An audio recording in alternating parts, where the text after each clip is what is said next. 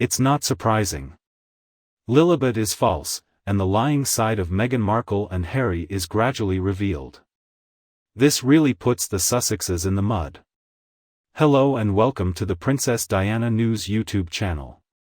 Okay, so let me start with the first thing that concerns me about Harry and Meghan's small set of documents. This is not a series of documents. A true documentary will analyze the information and present the facts. We'll present unbiased evidence to discuss, support or refute. It will not just be a one-sided version that makes biased accusations against an institution. This means not giving yourself time to defend yourself. No one believes these overly kind statements from friends, family and former colleagues. They were probably tempted by bribes or perhaps persuaded by the flattery of Meghan and Harry. Now it appears Doria is laundering a lot of money for them, judging by her sudden wealth. And I'm sure she practiced her lines very well, with first-hand instruction from Meghan Markle, right down to that single tear rolling down her eye. Plus, this reality-style home set with Harry and Meghan was actually filmed in another person's house in Santa Barbara. So I think it's more likely that we should talk about unreality. The pregnancy ultrasound also looked very fake to me, and the image has the date and patient's name crossed out, which to me says a lot. And the images from Lilibet's birthday party fooled no one because no guests were photographed with the little girl. The only child, besides Archie, was a girl of about 4 years old. And the table in front of her was different from the one Archie was standing on, and we saw it after they already talked about how strict they are about table manners. I mean, is that how they taught Archie to always pass the salt and pepper together? I do not believe. And then there was the glass bottle with some really sad flowers in it. Why didn't Archie crush them, and no one wears a party hat? Also, there are no plates with food, there is only a cake. I mean, they didn't even have fruit or drinks there. And why couldn't we see the little party girl in the high chair at the end of the table blowing out the candles? Most people do just that. Then the parents come and hold the cake close to the child so it's easy to blow out the candles. It was all really weird. And there was also another really strange thing. If you notice, the woman holding Lilibet is not Meghan Markle. This woman has a widow's hairline and Meghan doesn't have it. And it's not even Meghan's face. So maybe Meghan was filming the camaraderie they called a party?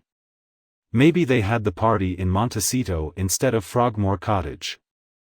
I also noticed the complete absence of any food other than a simple cake. And why is no one wearing party hats? Where are the cream puffs? Where are the cupcakes? Where are the sausage rolls? And why hadn't they drunk anything? Flowers are absolutely not necessary as a table decoration at a child's birthday party. You wouldn't put flowers because you know they would get knocked over. Lilibet also looked so lifeless. Besides extending his arms, his legs were just there, completely still. Even a 1-year-old excited enough to extend his arms will kick his legs and wiggle his body in his struggle to free himself. Maybe they froze the birthday cake and maybe they sent it home in the luggage for another Netflix-invented party. And the mother seems totally worried about the baby, or rather a doll, probably, today, despite Archie's erratic behavior. She seems unaware of what is happening before her eyes. Keep looking at the doll. The whole setting and the way everyone acts seems so strange, really scary. Is the woman holding the doll Meghan's niece, Ashley? It was filmed in this house in Santa Barbara that they rented for filming. One more thing, if Meghan's niece, Ashley Markle, had been in contact with her the whole time, there would have been no reason not to invite her to the wedding. I don't care what made-up revelations they came up with, and I'm sure she was paid very well for her story too. I also read somewhere that Samantha's daughter's name was actually Noella and that Ashley was her Uncle Michael Markle's daughter. And what excuse could there be for Uncle Michael not being there? He said he was offended because he wasn't invited. Or was it simply because he was afraid to tell the world that certain hereditary diseases like multiple sclerosis, perhaps, or Parkinson's disease had been introduced into the royal line? This was clearly a very transparent cover-up of the real facts. So how could this ridiculously fictional pantomime actually reshape someone's opinion? After seeing all of this, I'm just interested in other conspiracy theories, like the conspiracy theory that Ashley may really be Archie's surrogate.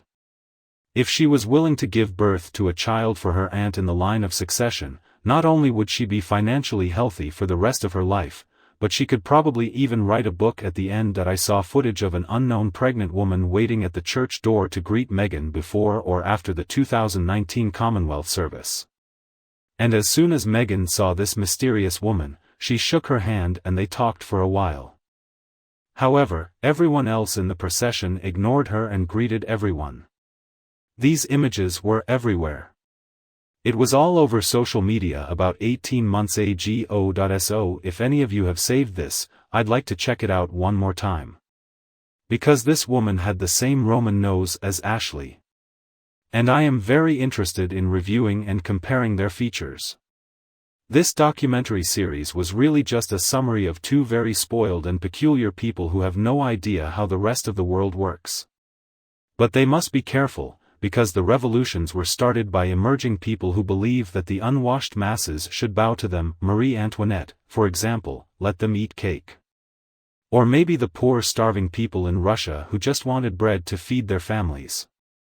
I don't understand how these few people who are not doing well believe that they are entitled to money, patronage and respect from hard-working people, and that we should be on our knees, crawling at their feet while we are struggling to put food on the table.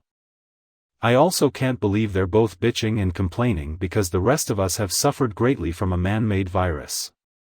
We have lost friends, family members, and we have also suffered incredible financial losses. That I guess they have no idea what the current price of a loaf of bread or a kilo of hamburger is. I refuse to listen to their complaints any longer. It's ridiculous. It's just some debris. Harry's mother, if she were still alive, would be horrified by everything he did. If we are to hope to overcome these difficult times, unity is very important. And here we have these influential people who are so focused on division. It seems to be part of their DNA at this point, divide and conquer. Whether or not they had planned to leave from the start. Haven't we wondered why Doria wouldn't move to the UK to support her only child as a new mother and be in close contact with her future grandchildren? They planned all this, and everything else is just a made-up story to justify this decision. Now they have every right to live in the United States. I'm not saying they don't, but that's the trick of taking titles and also getting paid for this big state wedding, pretending to sign up for a long-term life service. That bothers me. This was never their plan. They have created so much division and conflict and caused much discontent in the way they have dragged down the United Kingdom and the royal family. I'm certainly more unhappy when the headlines tell everyone that Prince William was forced to marry a girl he met as a student because he fit the mold, not because he loved her.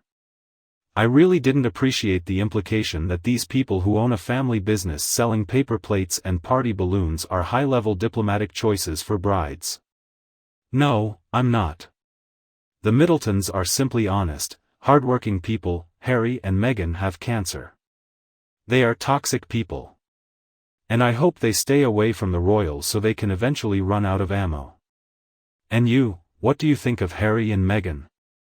Let us know what you think below in the comments section and we can discuss this pair as well.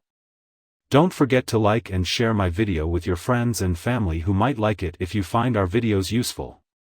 And click the subscribe button below to receive more updates from the Princess Diana News team. Thank you very much for listening. Have a good day and I will come back to see you in future videos.